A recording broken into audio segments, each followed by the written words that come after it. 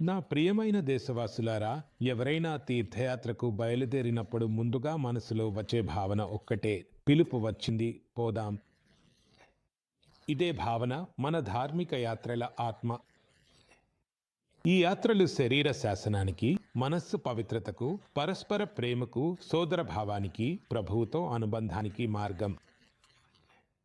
ఇవి కాకుండా ఈ యాత్రలకు ఇంకొక పెద్ద కోణం కూడా ఉంది. ఈ ధార్మిక యాత్రలు సేవా అవకాశాల మహా అనుష్ఠానంగా కూడా ఉంటాయి.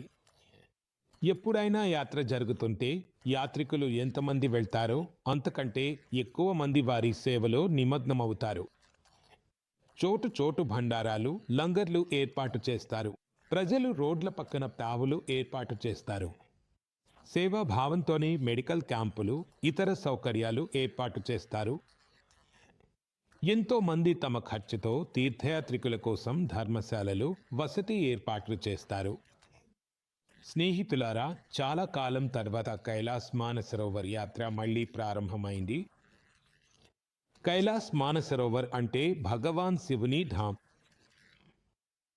హిందూ, బౌద్ధ, జైన ప్రతి సంప్రదాయంలోనూ కైలాస్ను భక్తి, శ్రద్ధా కేంద్రంగా భావిస్తారు.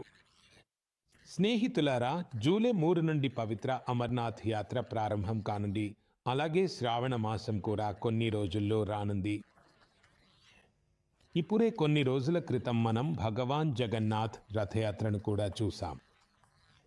ఒరిషా అయినా, గుజరాత్ అయినా, దేశంలో ఏ మూల అయినా లక్షలాది భక్తులు ఈ యాత్రలో పాల్గొంటారు. ఉత్తర నుండి దక్షిణ వరకు, తూర్పు నుండి పడమర వరకు ఈ యాత్రలు ఒక భారత్, శ్రేష్ఠ భారత్ భావనకు ప్రతిబింబంగా నిలుస్తాయి. మనము భక్తి భావంతో, సంపూర్ణ సమర్పణతో మరియు పూర్తిగా అనుశాసనంతో మన ధార్మిక యాత్రను పూర్తి చేస్తే దానికి ఫలితం కూడా లభిస్తుంది. యాత్రలకు వెళ్తున్న అన్ని అదృష్టవంతమైన భక్తులకు నేను నా శుభాకాంక్షలు తెలియజేస్తున్నాను. ఈ యాత్రలను విజయవంతంగా మరియు సురక్షితంగా నిర్వహించేందుకు సేవాభావంతో కృషి చేస్తున్న వారికి కూడా నేను అభినందనలు తెలియజేస్తున్నాను.